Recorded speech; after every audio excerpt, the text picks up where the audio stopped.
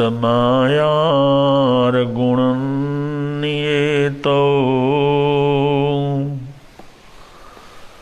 अणुत्तरं संयम पालयाणं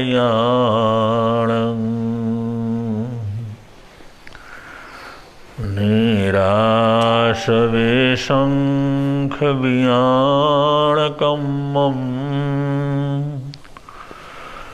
उवेठाणं व्यूलोत्तमं ध्रुवम् उवेठाणं व्यूलोत्तमं ध्रुवम्।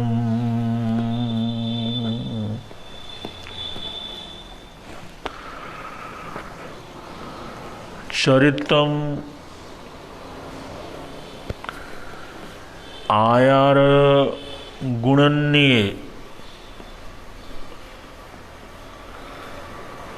जब चरित्र और आचार की गुणवत्ता बहुत अधिक बढ़ जाती है तो अणुत्तरम संयम पालयाणां, सर्वोच्च संयम की आराधना होती है। चरित्र और आचार की गुणवत्ता के साथ साथ सर्वोत्कृष्ट संयम की आराधना साधना होती है।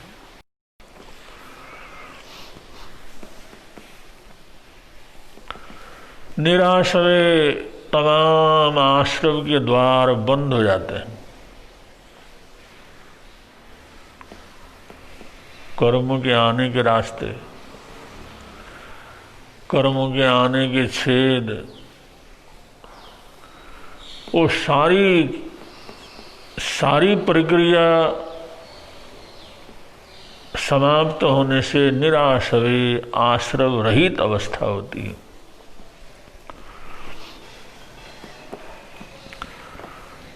और जन्मों जन्मों के संस्कार क्यों न हो, उन सभी संस्कार क्षय हो जाते हैं और परिणाम होता है उवेठाणम व्यूलोत्तमं ध्रुवम, उस ध्रुव कभी समाप्त न होने वाले व्यूलोत्तम माने विशेष प्रकार के उत्तम स्थान को प्राप्त हो जाता है।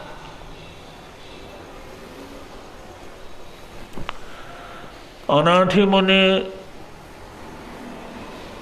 बिंदुसार महाराजा श्रृणिक को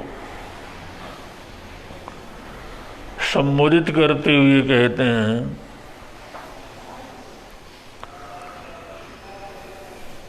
जब ज्ञान आदि की आराधना करते हुए कोई आगे बढ़ता है, मोहनीय कर्म क्षय उपशम होता है तो दीक्षा निर्धारण करता है और चरित्र और आचार को इतना गुणवान बना लेता है, विशेष प्रकार की गुणवत्ता उसमें बढ़ जाती है। उससे उत्कृष्टतम संयम की पालना होती है। वो जो उत्कृष्टतम संयम है, निराश्रव और महान कर्म क्षय, निराश्रव और महानिर्जरा,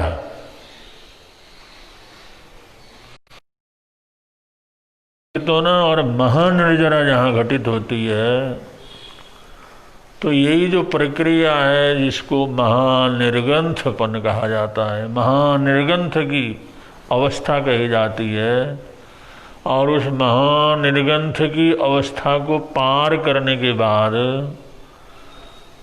वो ध्रुवम उस मोक्ष की प्राप्ति कर लेता है, वो मुक्त हो जाता है। नमो सिद्धाणं इस पद के अंदर समाहित हो जाता है। ये जो बतलाया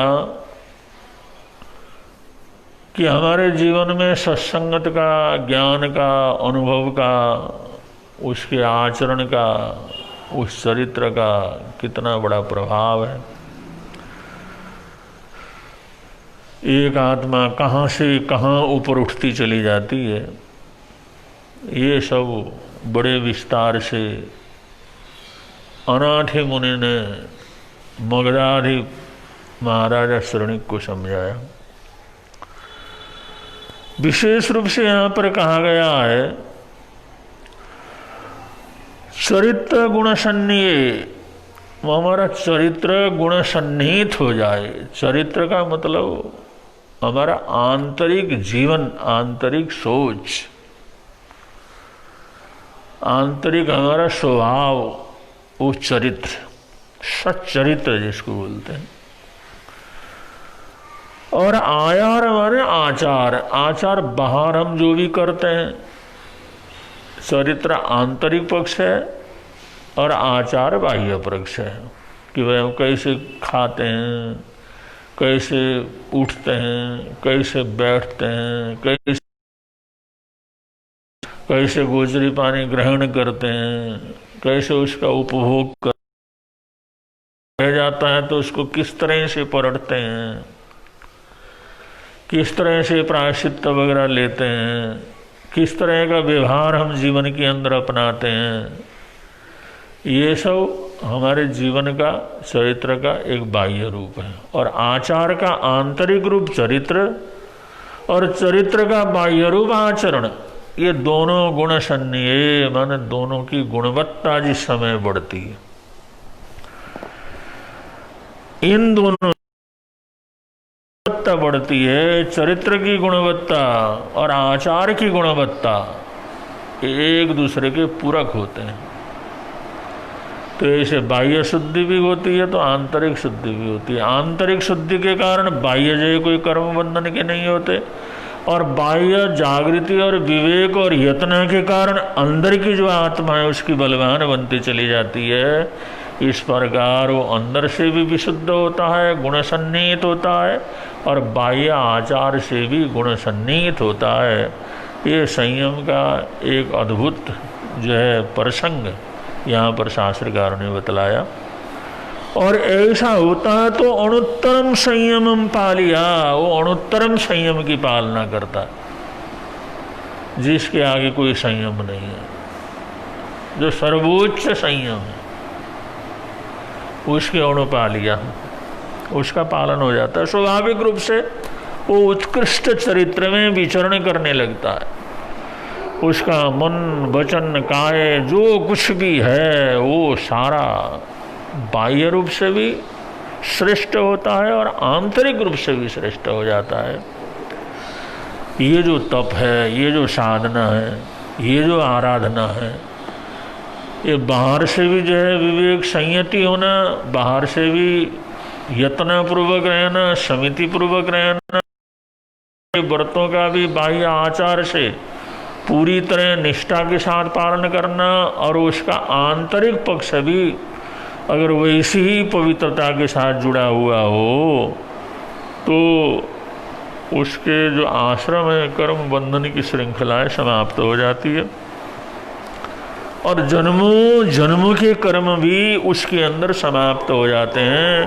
कहते हैं भव कोड़िय संचयम कम्मम तवसा निज्जरिज्जयी। भव कोड़िय संचयम कम्मम, कोटि कोटि भव के अंदर संचित किए हुए कर्म के दलित हैं, कर्म हैं, ऐसे कर्म भी तवसा निज्जरिज्जयी, निर्जरित हो जाते हैं। क्योंकि संयम के दो रूप और तप, तो ये जो है जो संयम है वो तप और संयम एक दूसरे के पूरक है। तो ऐसी अवस्था होती है, तो ऐसी अवस्था से गुजरने वाला साधक वास्तव के अंदर वो निर्गंथ पने को प्राप्त करता है, निर्गंथ अवस्था को प्राप्त करता है। और होता क्या है, ये जो चाहे हमारे जीवन के अंदर जो ऊर्जा है, जो शक्ति है, जिसको जीवनी शक्ति कहते हैं, प्राण ऊर्जा कहते हैं, वो प्राण ऊर्जा एक ही है। ये समझने वाली बात है। चाहे हम क्रोध करें, चाहे मान करें, मायाचारी करें, लोभ करें, ईर्ष्या और द्वेष करें, कामनाएं वासनाओं के अंदर पड़ें या वात्सल्य भाव के अंदर रहें, जो भी जीवन की अच्छाइयाँ और बुराइयाँ हैं, वो सब हमारी आंतरिक प्राण ऊर्जा से संचालित होते हैं। और ऊर्जा एक ही है, और वो जो इंसान के जीवन में कामनाएं वासनाएं पैदा करता है, और वही ऊर्जा है जिससे वो महान ब्रह्मचार्य व्रत को धारण करता है। ब्रह्मचार्य व्रती वो भी उसी ऊर्जा का उपयोग करता है, और संसार का कामी भोगी जो स्त्री लंपट जो पुरुष होता है, वो भी उसी ऊर्जा का प्रयोग करता है। ऊर्जा एक ही है। और उस जीवनी ऊर्जा, उस ऊर्जा को हम किस तरह से, कहाँ से प्रकट करते हैं, कैसे प्रकट करते हैं, उसका कैसा यूज करते हैं, उससे हमारे जीवन का निर्धारण होता, हमारे जीवन की संचालित होती है। जो ऊर्जा है ये मूलाधार चक्र से जो उत्पन्न होती है, और मूलाधार चक्र से उत्पन्न होकर के उसको स्वाधिष्ठान चक्र तक पहुंचने के लिए हमारे को कोई प्रयत्न करने की ज़रूरत नहीं होती। ये स्वतः प्राकृतिक रूप से मूलाधार में उत्पन्न हुई जो ऊर्जा है, वो ऊर्जा स्वाधिष्ठान चक्र की तरफ प्रवाहित होती। स्वाधिष्ठान चक्र में ले जाने के लिए कोई प्रयत्न करने की ज़रूरत नहीं। ये प्राकृतिक नियम है, और प्राकृतिक रूप से कोई उसका ज्ञान हो या न हो, प्रयत्न करे या न करे, उसकी ऊर्जा जो मूलाधार चक्र में जो उठती रहती है, और उसका प्रवाह स्वाधिष्ठान चक्र की तरफ होना शुरू हो जाता है। और स्वाधिष्ठान चक्र में अगर जो है वो रुकता है, स्वाधिष्ठान चक्र में ही अगर रुक जाता है, फिर वो स्वाधिष्ठान चक्र उसमें एक्टिवेट होता है, तो उससे ये जो संस्कार की, जो संसार की जो जीवोत्पत्ति की क्रिया है, वो सब वहीं से संपन्न होते हैं। प्रकृति के लिए उतनी ज़रूरत है, प्रकृति ने इतना ही बनाया है। ऊर्जा मूलाधार चक्र से उठे और उठ करके वो स्वाधिष्ठान चक्र की तरफ प्रवाहित हो, और स्वाधिष्ठान चक्र जो एक्टिवेट हो, उसका एक्टिवेट होने से आगे का जनरेशन बढ़ता रहे। वैसे प्रकृति की आवश्यकता है, ज़रूरत है, वहाँ तक उसकी व्यवस्था है। और उस प्रकृति की जो व्यवस्था है उससे ऊपर उठना, ये जो है साधना है। जो प्राकृतिक व्यवस्था है वहाँ तक तो सब समान है, हमारे में और दूसरे में कोई किसी प्रकार की कमी बेसी नहीं है। उसमें कोई अच्छा नहीं, कोई बुरा नहीं, सारा संसार एक सही है, और उसके अंदर कोई किसी प्रकार की विशेषता नहीं है, वो सब एक सही है। क्योंकि प्राकृतिक जो जरूरत है, प्राकृतिक रूप से जो आवश्यकता है, वो प्रकृति उतना जो तैयार कर लेती है। और वो ऊर्जा स्वाधिष्ठान चक्र में जाकर के जो फैलती है, उसका आगे की क्रिया जो है प्रारंभ होती है, और वहाँ तक तो सारी दुनिया का वही रास्ता है, उसी तरह से चलते रहते हैं। लेकिन वहाँ से जो ऊर्जा का स्वाधिष्ठान चक्र से ऊर्ध्वारोहण करना, वहाँ से खलित होने से बचा करके उस चीज को नाभि चक्र की तरफ, उसका ऊर्ध्वारोहण करने की जो प्रक्रिया है, ऊर्ध्वारोहण करने का जो अभ्यास है, ऊर्जा का ऊर्ध्वारोहण करने का जो ज्ञान है, उसका प्रयोग है, यहाँ से साधना प्रारंभ हो जाती है, यहाँ से संयम प्रारंभ हो जाता है। जितना जितना उस ऊर्जा का ऊर्ध्वारोहण करने का ज्ञान होगा, ऊर्ध्वारोहण करने का अभ्यास होगा, ऊर्ध्वारोहण करने की प्रवृत्ति होगी और ऊर्ध्वारोहण करके उसको सही दिशा के अंदर प्रवाहित करते रहने के लिए उसके ऊपर कंट्रोल बना रहेगा। तो इससे जो है उसकी आत्मा फिर जो है आगे साधक के रूप में, साधता के रूप में, श्रेष्ठ के रूप में, श्रेष्ठतम साधु के रूप में, महान साधक के रूप में, दिव्य साधक के रूप में, ऐसे अनेक साधना के अनेक जो है रूप जो है उसके अंदर प्रकट होने लगते हैं। उसके साधना के अनेक रूप उसके अंदर उजागर होने लगते हैं जब ये ऊर्जा का ऊर्ध्वारोहण प्रारंभ हो जाता है।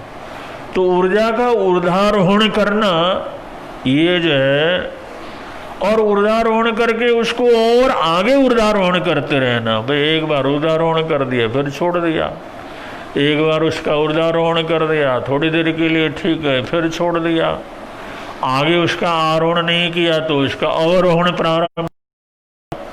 तो ऐसे इस ऊर्जा को ऊपर उठाते रहना, ऊपर उठाते ऊपर किया, वहां से फिर उसका ऊर्ध्वारोहण प्रारंभ हो गया।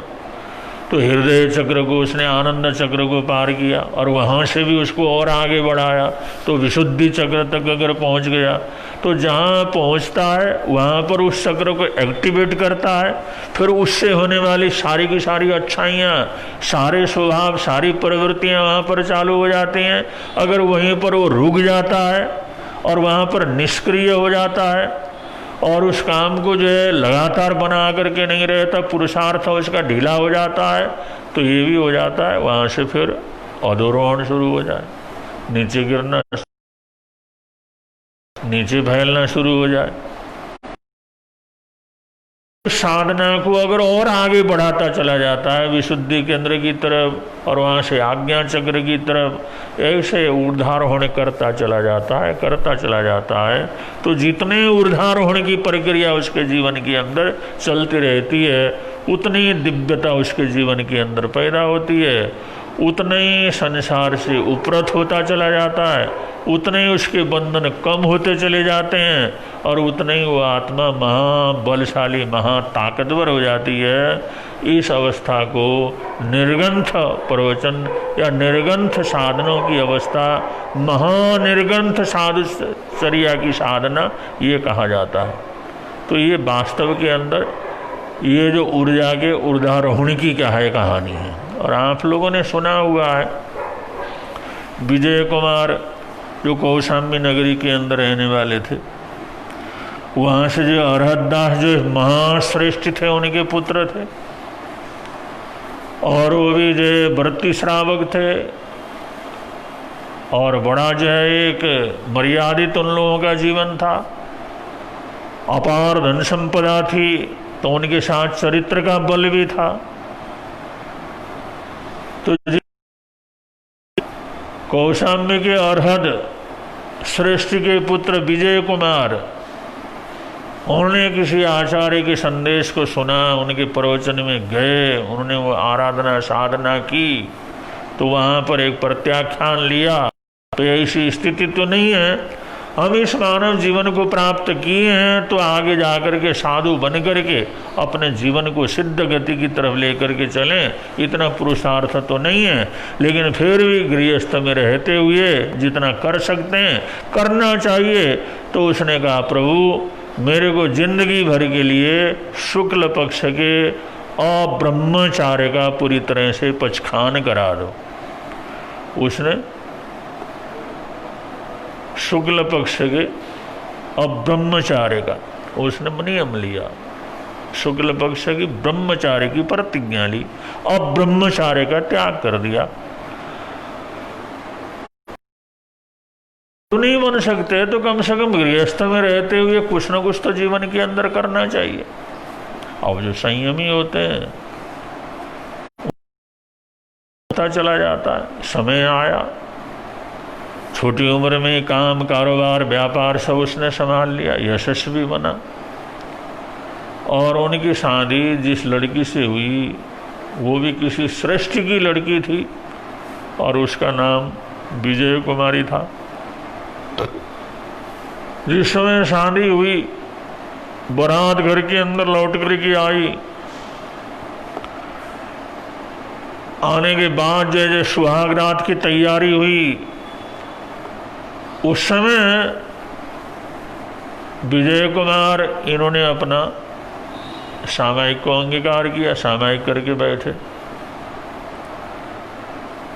और जिस समय सब रिश्तेदार वगैरह थे, सब मंगल कामनाएं करने के बाद वो जो उस कमरे में छोड़ने के लिए आए, वो बाहर चले गए। सब परिवारजन, जैसे घर के परिवारजन, स्त्री वगैरह रहती हैं, परिवारजन रिश्तेदार सब रहते हैं, तो देखा वो तो सामायिक करके बैठे हैं।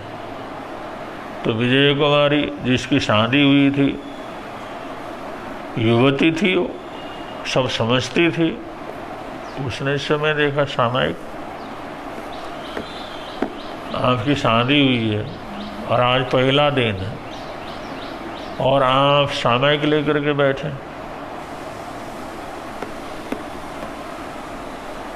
तो उस विजय कुमार ने कहा, देवी इसका एक कारण है, हम और किसी को तो क्या कहें, तुम्हारे को कारण बतला देते हैं। भाई इस तरह से मैं एक बार जिस समय आचार्य भगवान के पास गया, सुना, मन के अंदर ऐसे भाव आए, विचार आए। उन विचार आने के बाद, भाव आने के बाद मैंने सोचा भाई हम त्याग नहीं कर सकते, साधु नहीं बन सकते, तो कम से कम कुछ न कुछ तो करना चाहिए। तो मैंने शुक्ल पक्ष का जिंदगी भर के लिए संपूर्ण रूप से खान किया हुआ है। अब 2 दिन बाकी रहते हैं, उसके बाद हमारी जो संसार का जीवन है, जो संसार का सुखद जीवन है, जिसके लिए हम जुड़े हैं, वो प्रारंभ करेंगे। लेकिन 2 दिन का मोहलत मैं तुमसे मांगता हूँ, क्योंकि ये प्रतिज्ञा की है मैंने, देवगुरु धर्म की साक्षी से प्रतिज्ञा की है। तो मैं नहीं चाहता कि हम इन सांसारिक चीज़ों के लिए जो देव गुरु धर्म के प्रति साक्ष्य रख करके जिसकी प्रतिज्ञा ली है, उसको तोड़ करके विराधक बनूं। लेकिन इसमें तुम्हारा सहयोग सबसे बड़ी बात है, और तुम्हारा जो अधिकार है, उस अधिकार को भी मैं छीनना नहीं चाहता। एक स्त्री किसी पुरुष के साथ शादी होकर के आती है, तो उसको आधा जीवन का आधा जो है उसका अधिकार तो उसका होता है।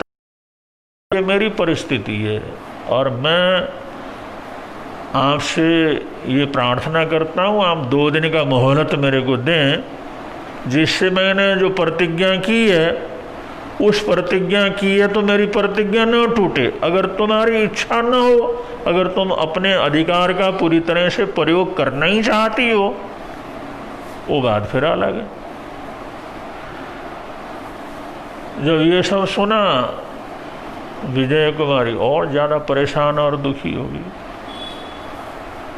तो विजय कुमार ने कहा, भाई तुम एक कुलांगना जो है लड़की हो, बड़े खानदान की हो, तुम्हारे पिताजी वो भी श्रावक हैं, उन्होंने भी पता नहीं कितना दान पुण्य परोपकार व्रत नियम पचखान लिए हुए हैं, और हमारी एक ही कुल परंपरा और हत परंपरा है, हमारी निर्ग्रंथ परंपरा है। वीतराग महापुरुषों की हम साराधना साधना करते हैं, जैसे मैं करता हूँ वैसे तुम्हारे घर की भी परंपरा है।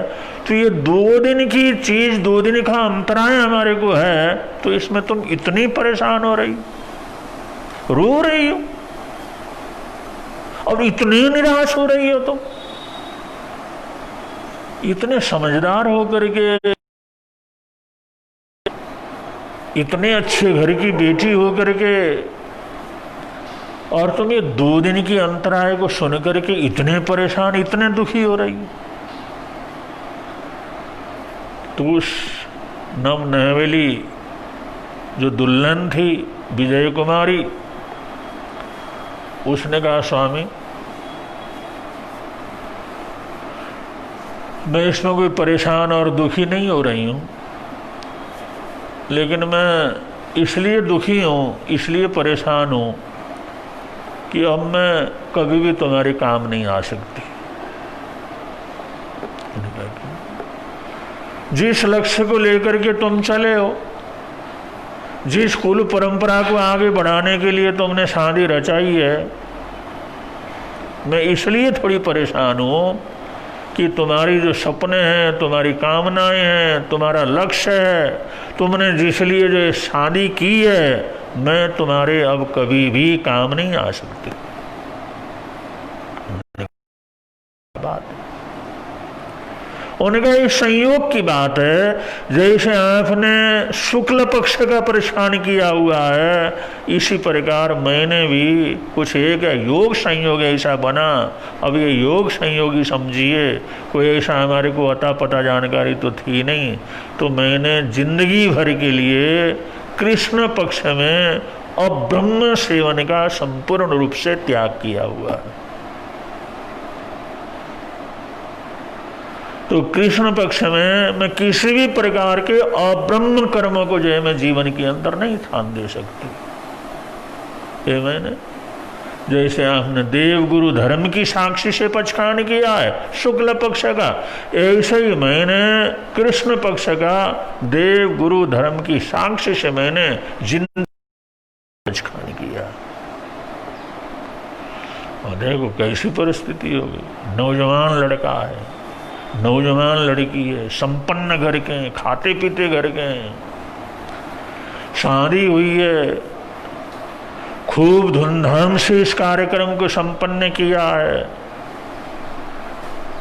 लेकिन परिस्थिति ऐसी देखी, विजय कुमार भी सोचने लगे क्या संयोग है। देखो मेरा शुक्ल पक्ष का त्याग है, तो इनका कृष्ण पक्ष का त्याग है। तो ये जो पक्षखान की भावना है, इसकी एक दूसरे की प्रशंसा की उन्होंने। और उस विजय कुमारी ने कहा भाई आपको परेशान होने की जरूरत नहीं है, आप ज़्यादा सोचे नहीं, मैं पतिव्रता स्त्री हूँ, आपको एक बार मैंने अपना पति मान लिया है, और ये तो हमारा एक आध्यात्मिक जीवन का, आध्यात्मिक जो सुसंस्कारों का एक संबंध है कि हम के काम वासनाओं के कीड़े तो नहीं है, सिर्फ उसके लिए तो हमने शादी नहीं की। हम तो कुल परंपरा और एक जो संस्कृति उसको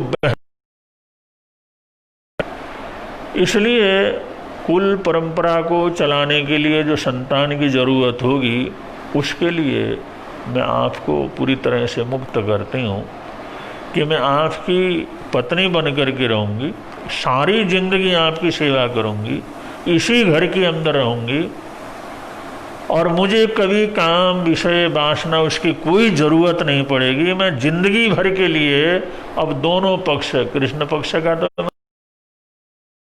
नहीं, मैं शुक्ल पक्ष का भी जिंदगी भर के लिए त्याग करती हूँ, और आपसे आग्रह करती हूँ कोई भी योग्य लड़की मिले उससे शादी करके आप इस कुल परंपरा को आगे बढ़ाएंगे तो कोई समस्या नहीं है, इसमें कोई समस्या नहीं, कोई परेशान होने की ज़रूरत नहीं, कोई इसमें दुखी होने की ज़रूरत नहीं।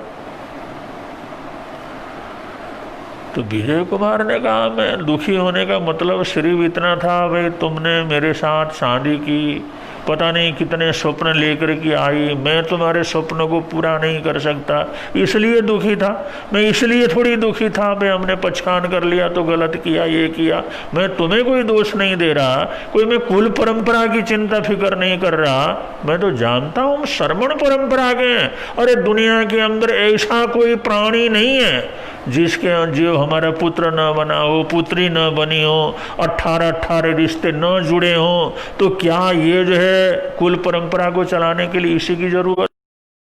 ये तो संसार के अंदर सारे रिश्ते सबके साथ जुड़े हुए हैं, वो सब मैं अच्छी तरह से समझता हूँ, लेकिन तुम्हारी भावना, तुम्हारे स्वप्न को मैं पूरा नहीं कर सका इसलिए मैं चिंतित हूँ। उन्होंने कहा नहीं, इसके लिए कोई चिंता करने की जरूरत नहीं, और आप जब भी चाहे शादी करके कुल परंपरा।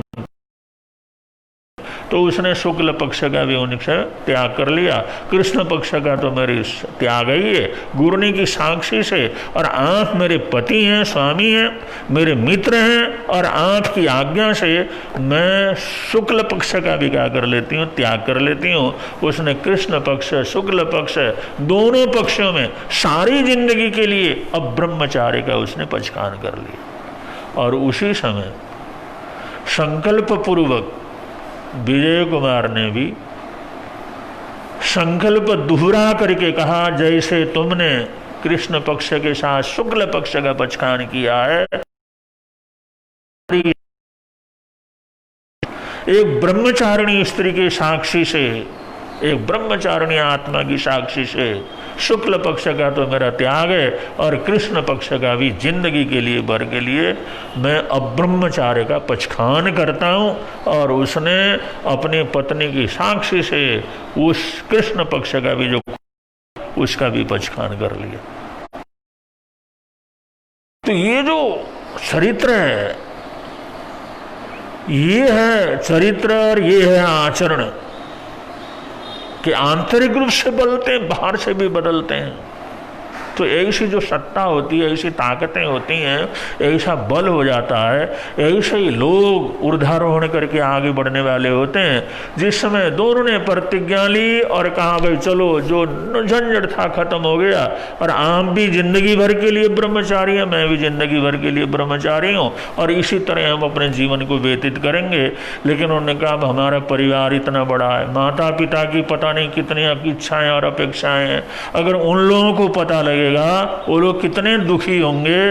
इसलिए दोनों ने निर्णय किया कि हम दोनों ने मिलकर के जो निर्णय किया है, इस निर्णय को हम किसी को भी नहीं कहेंगे। तुम जानती हो, मैं जानता हूं, मैं जानता हूं, तुम जानती हो, बस दोनों के बीच में ये बात क्या करेगी, रहेगी। अब जो आगे ये हुआ भाई, अब हमारा रिश्ता बदल गया है, हमारा सोच बदल गया है। लेकिन अगर हम अलग अलग रहेंगे, अलग अलग कमरे में रहेंगे, अलग अलग मकान में रहेंगे, तो तरह तरह की शंकाएं हमारे परिवार वालों को होंगी। इसलिए उन्होंने कहा भाई हमारे को एक ही कमरे में रहना होगा। अगर हम दोनों अलग अलग बिस्तर भी वहां पर नहीं कर सकते, इसी हालात है, क्योंकि परिवार के सामने ये बात न जाए, हमारा एक कमरा रहेगा, एक बिस्तर रहते हुए भी हम पूरी तरह से संयम के अंदर अपने जीवन को व्यतीत करेंगे। तो उन्होंने निर्णय किया। ये भीष्म निर्णय के बाद उन्होंने मूल बंध की साधना,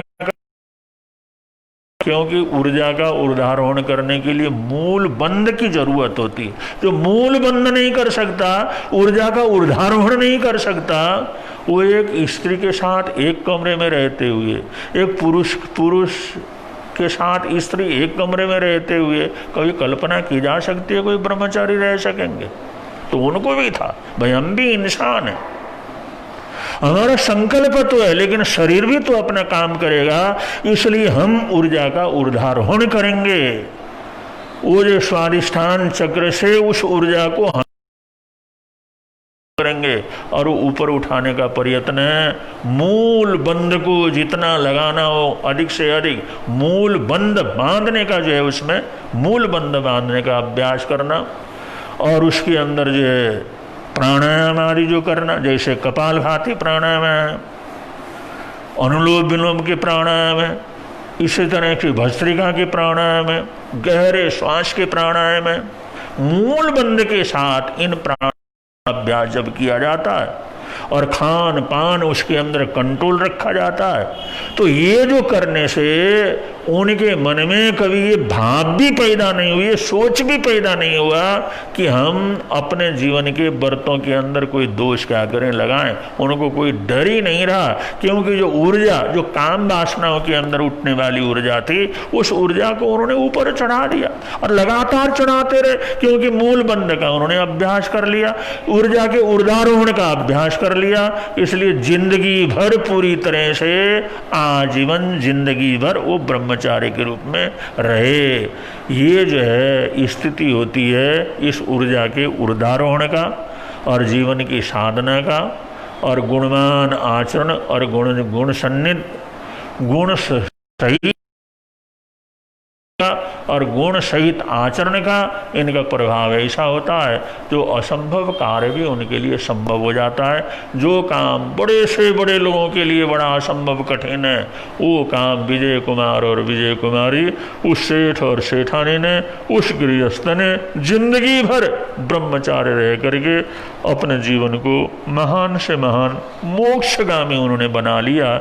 ऐसा अभ्यास करने वाले लोग, ऐसा सुनने वाले लोग लोग, ऐसे आगे बढ़ने वाले लोग महानिर्गंथ चरित्र की आराधना करके इस संसार को पूरी तरह से समाप्त करके सारे बंधन तोड़ करके वो मोक्ष के, मुक्ति के, ध्रुव मुक्ति और नमो सिद्धानंद की अवस्था, निराकार जो परमात्मा की अवस्था है, उसको प्राप्त कर लेते हैं। ये जीवन की परम सिद्धि है। और ये बात वहाँ पर मुनिराज उस महाराजा को बतला रहे हैं। आगे का प्रकरण समय के और बतलाएंगे। इन्हीं मंगल कामनाओं के साथ बोलिए भगवान महावीर स्वामी की जय।